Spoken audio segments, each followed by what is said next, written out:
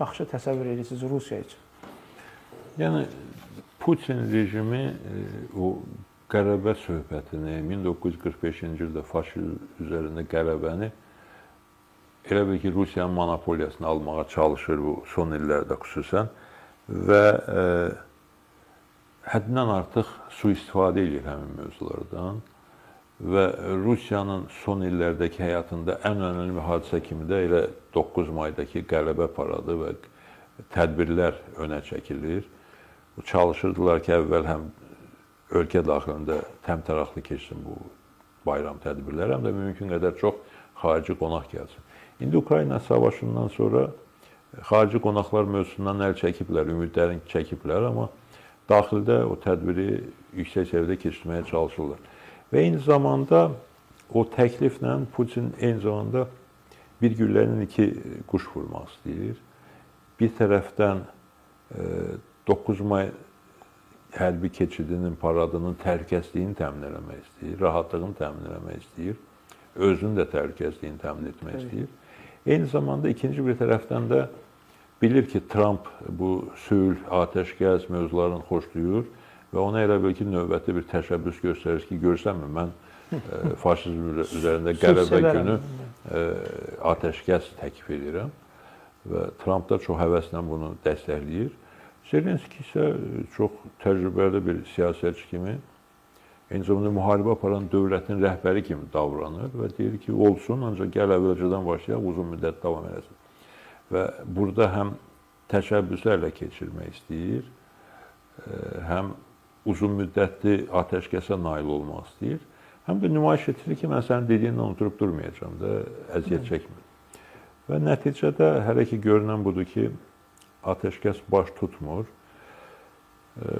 Rusiya Ukrayna savaşı artıq 4 ildən çoxdur ki, davam edir. Bu artıq SSR ya Rusiya ilə Almanya, faşist Almanya arasında müharibədən daha uzun çəkməyə başladı. Dəhşətli bir hadisədir.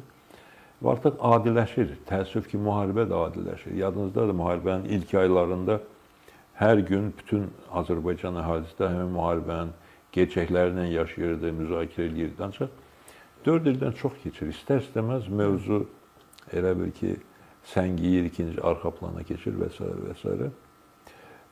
Və indi isə qaldı ki, 9 mayda nə olacaq? Mənə də gəlir ki, ateşkəs elan olunmasa da, hər halda 9 may günü Moskvanın vurulması o qədər də yaxşı görünməyəcək. Hər halda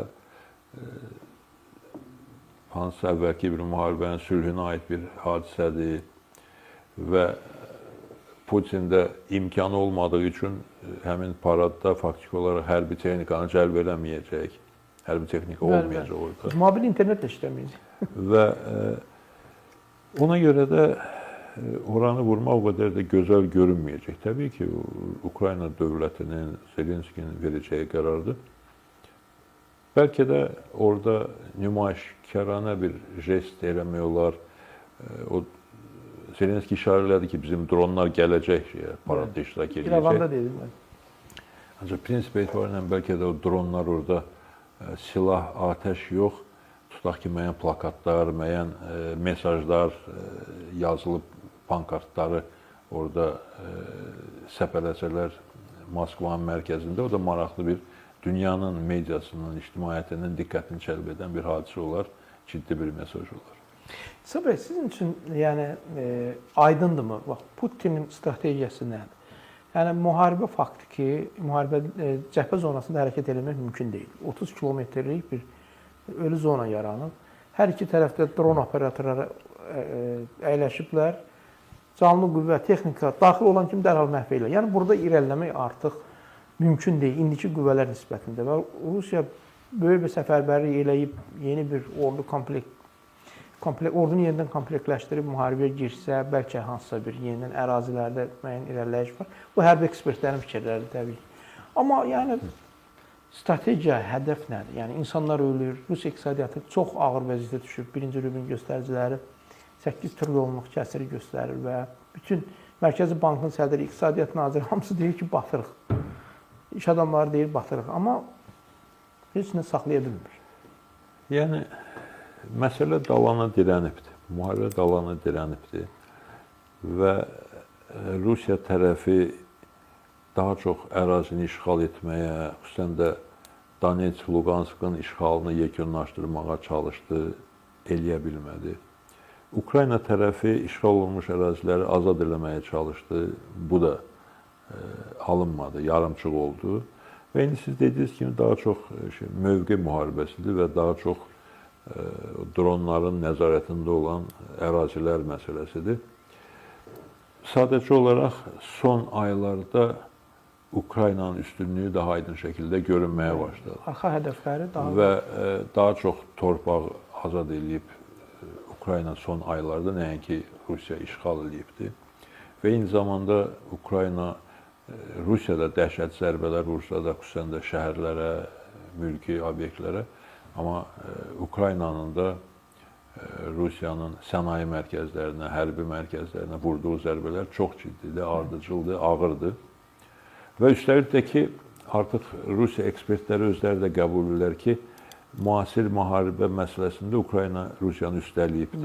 Həm müharibənin idarə olunması məsələsində, həm bu texnologiya məsələsində, xüsusən dronlarla, həm hücum dronları, həm də dronlardan müdafiə sistemində Ukrayna ciddi şəkildə önə çıxıbdır və hətta gördünüz ki, bölgəmizdə, Yaxın Şərqdə müharibə başlayandan sonra ABŞ-İran savaşı bütün bölgəni bürüdü və Səudiyyə Ərəbistanı və digər ərəb ölkələri ehtiyac duydular Ukraynanın mütəxəssislərinə ki, gəlib onlar da o hava hücumundan müdafiə sistemini qursunlar. Yəni onlar milyardlarla pul xərcləyib qərbdən texnika almışdılar, havadanlıq almışdılar o hava hücumundan müdafiə sistemlərini. İndi isə məcbur oldular ki, Ukraynanın ucuz qiymətə təşkil edə biləcəyi hava hücumundan müdafiə sistemlərinə keçsinlər, dronlarla işləməyə keçsinlər. Yeri gəlmişkən o mütəxəssislər Azərbaycana da gəldilər, tamamilə məntiqlidir. Dronlardan istifadə məsələsində Azərbaycan öndə olsa da 2020-ci ildəki 44 gün savaşda bu dronlar Azərbaycanın qələbəsində, uğrunda böyük pay sahibi olsalar da, hər halda son dövrlərdə Ukrayna çox ciddi şəkildə irəli çıxıbdır və onların təcrübəsindən, biliyindən istifadə etmək düzgündür. Bunu ərəb ölkələri də eləyirlər, bəzi Avropa ölkələri də eləyirlər və Azərbaycanın da bunu etməsi tamamilə düzgün hadisədir. Və görünən budur ki, bu saat müharibədə hədəf qələbə deyil. Müharibədə hədəf kim birinci yorulacaq və sıradan çıxacaq, kim tükənəcək. Odur hədəf. Rusiya Ukraynanın şəhərlərini vurmaqla, mərkəzlərini vurmaqla Ukrayna xalqını müharibədən çəkindirməyə çalışır. Ukrayna da Rusiyanın hərbi və enerji mərkəzlərini vurmaqla Rusiya xalqını, Rusiya dövlətini müharibədən çəkinməyə məcbur eləməyə çalışır.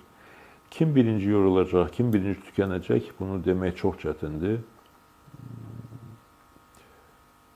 Ona görə də proqnoz vermək yəqin ki, burada düzgün olmaz. Sadəcə olaraq istəyimizi bildiririk ki, Ukrayna haqq mövqeyində olduğu üçün biz Ukraynanın qələbəsini istəyirik. Müharibəni Ukrayna başlamayıb, Rusiya başlayıb. Ona görə də bu müharibənin də qalibi müharibə cinayətkarı Putin rejimi deyil, müharibənin qurbanı olan Ukrayna xalqı olmalıdır. Biz Ukraynanın qalib gəlməsini istəyirik. Bunun da o qədər də fantastik bir istək deyil, bu kifayət qədər realdır. Yəni, Rusiya nə qədər böyük dövlət olsa da, Rusiyanın tükənməsi daha real görünür, nəinki Ukrayna. Səbəb çox təşəkkür edirəm sizə, maraqlı müsahibəsi. Siz də sağ olun, təşəkkür. Hörmətli izləyicilər, biz Müsavat Başqanı Səqəmbərlə regionun, Azərbaycanın gündəmi mövzularını müzakirə elədik. Maraqlı verilişimiz alındı. Bəyənin, paylaşın, minnətdarıq.